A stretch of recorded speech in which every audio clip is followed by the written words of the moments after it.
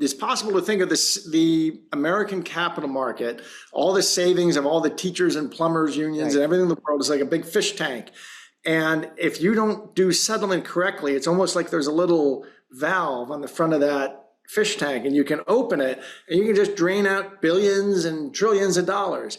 And I figured this out one day in February of 2005.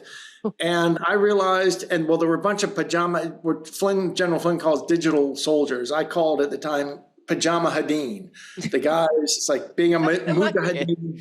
Yeah. Have you ever heard of it? Yeah, of course. I like it. Pajama Hadeen. It's like being a Mujahideen, but you're at home in your mommy's basement in your pajamas. Exactly. And they started tuning me in.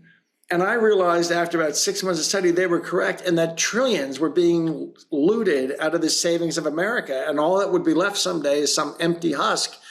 And so that was the core of my complaint. Well, the BIS, the Bank of International Settlements, is that on a global scale. Right. And so really the savings, you know what, so it's funny how this is actually open. If you really understand the world, you realize you can take what Marx said about a company, a corporation, how the workers are exploited, and all his economics were wrong, but a bunch of the framework of what he said actually maps onto what I'm saying. They've realized they don't have to exploit workers at the individual level.